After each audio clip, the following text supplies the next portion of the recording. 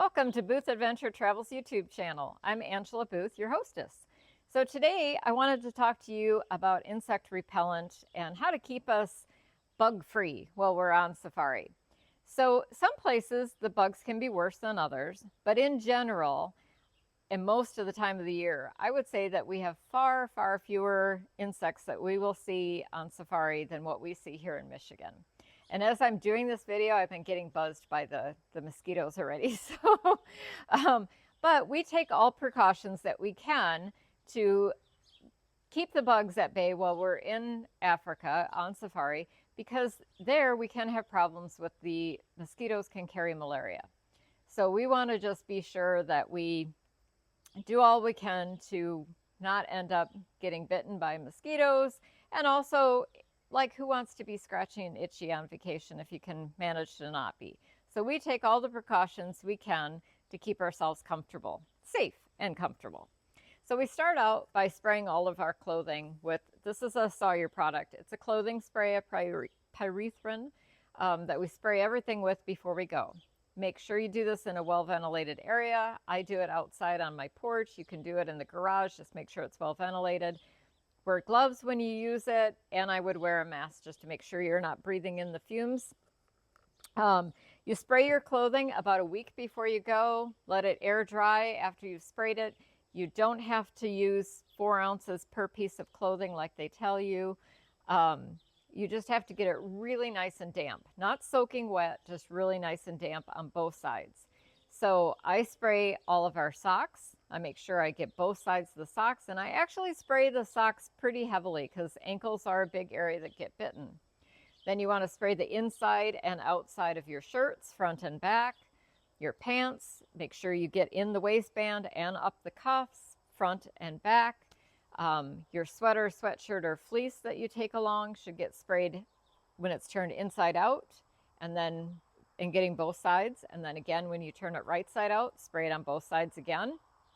I spray the inside of our raincoats. I do not spray the outside because I'm afraid of damaging the water repellency of it, but I do spray the inside of it. I spray my overshirt really well. So the long sleeve overshirt that I tell everyone to take on safari. So this is just a really lightweight, comfortable shirt, but it works for sun protection so that you can protect your arm that's exposed while you're coming in at night. A lot of times the afternoon sun is a lot hotter than you think it is. And so it works really great for sun protection, but it also works nice to cover exposed skin at night to keep the mosquitoes at bay. So I spray everything really well, let it air dry, and then you're good to pack it. This spray will last for up to a month and multiple washings on your clothing. So I do it the week before we go, and we are good to go on that. I've noticed a big difference in the years when I used it and the years when I did not use it. So we always use that now. My next favorite thing is insect lotion. So this is also a Sawyer product, and I've been using this for 20 years. After every shower, I slather in this all over. I cover behind our ears, our faces, our necks, arms, definitely midsection, legs, feet, ankles. Definitely a go-to on this. This is a 4-ounce bottle, I believe. We go through, on a 2-week safari, we generally go through 1 bottle per person on this. So after every shower, I reapply this. This will last all day. This will keep mosquitoes at bay all day. Another thing, I should back up just a step. A lot of times we arrive at night, and people tend to think that you don't have to worry about the mosquitoes when you're in town. It's more when you're out in the bush.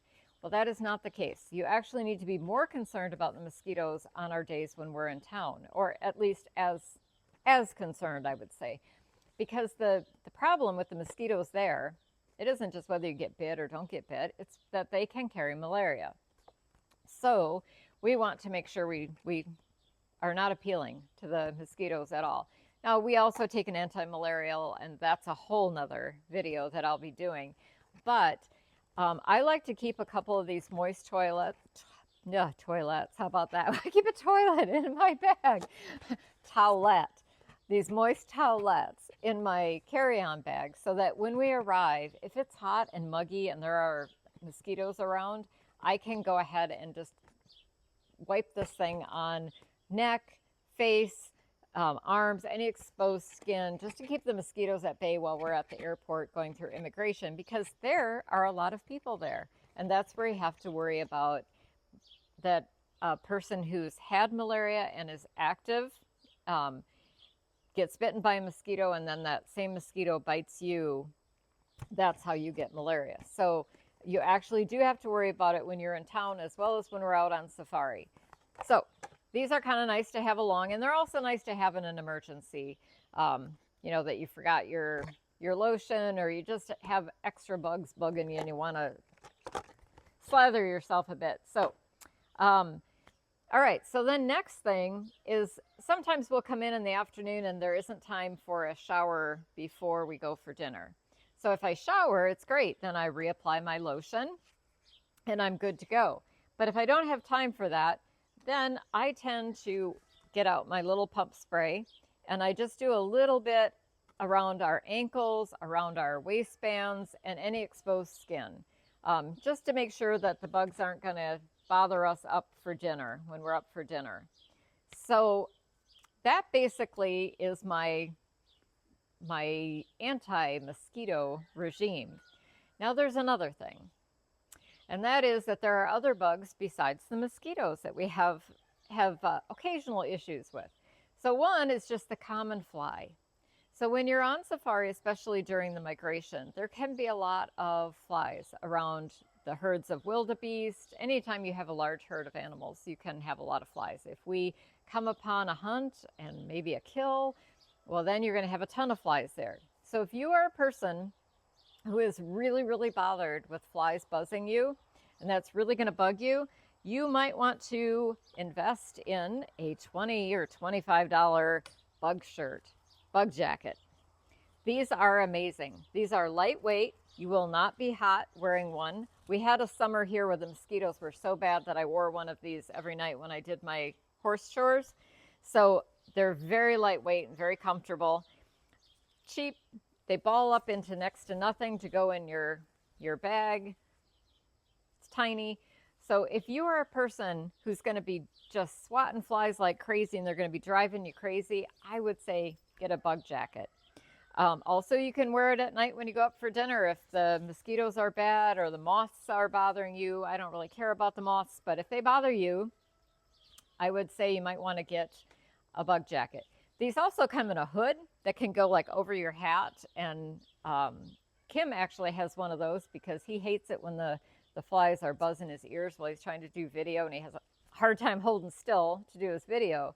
So he has one that's just the head cover. So that's a possibility as well. Now there's another kind of fly that is really, really obnoxious on safari. We don't see them all the time, and it's only in limited areas, usually in the woodland areas. But that's the tsetse fly. Tsetse flies look a little like a deer fly. They're like a longer, skinnier, blackish gray fly.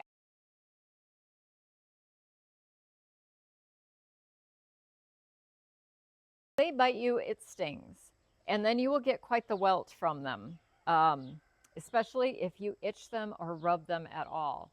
So what we do, we found this great product that a friend of ours that went on safari with us several years ago turned us onto. It's called Dermaleave, and I will also put the link to this in the comments below. You can get it on Amazon, or you can buy it directly from the Dermaleave company. If you put this on a bug bite as soon as you get it without itching it, even the tsetse fly bites will turn to nothing within 24 hours. You won't even get a red welt from it. It won't itch, nothing. If you rub it even a little bit, it's still going to welt up, but this will still help. This is also great for mosquito bites and any other kind of skin irritation. So if we carry this and Gold Bond, this is the one, maximum strength with lidocaine. We carry both of these on the truck with us all the time. So if we get a tsetse fly bite or a mosquito bite, but mainly it's tsetse flies, we immediately put this on. We put the Dermaleave on it immediately, like while we're still swearing. We usually put this on. And then we cover it with this because it will take the pain away instantly, and then you won't be tempted to itch it. And by the next day, that bite will be gone. Now, if you don't notice when one happens or you don't have this with you, you can put it on later and it will still help, especially if you do it in combo, because this will actually soothe the skin and the bite and help it heal faster. This will take away the instant itch and pain so that you're not tempted to itch it more and create a bigger problem. So, another thing I would say back with the bug jacket is if you're really worried about the tsetse flies, they tend to go for ankles, sometimes in the truck too. So they make bug pants. They make a bug jacket, the hood that can go over your hat, and then they also make pants that are elastic at the bottom, and they're loose and floofy so nothing can get through it to bite you. So if you're worried about the tsetse flies, then you might want to also get the pants. So, and they're like 20 or 25 bucks, I forget. And I will put a link to those down below as well so you can see. And it's just a matter of whether you're worried about it or not worried about it. So personally, I've never had the bug pants, but I did buy some for this coming year just because I wanted to try them out. So, and I've had people that I wish they would have gotten a bug jacket because they were really, really bothered with the flies and distracting to everyone else because they were just going crazy with the flies buzzing them. And the flies won't hurt you. Just the regular flies are not going to hurt you. It's just they're yucky. Nobody likes to have them landing on you. So if it's really going to bug you, get a bug jacket. Also, you can use the hood on these to protect yourself and keep them away from your face and your ears. But the hooded thing is really great for Kim when he's photographing. So that pretty much wraps up the dealing with the bugs. And like I said, we don't see nearly as many mosquitoes or other bugs on safari as what we see here. There are some interesting ones. So there's some big beetles we see sometimes, and there are some interesting ones, but really nothing to worry about. We're all good. If you have any questions, put them in the comments down below. If you like the video and like the content we're putting out, we'd love to hear from you. Give us a like, subscribe to the page so you don't, the channel, we're not a page now, we're a channel too, but subscribe to the channel so you don't miss what we have coming up next. We have a lot of fun things planned. We have a lot of educational things planned, and then we're headed out in safari.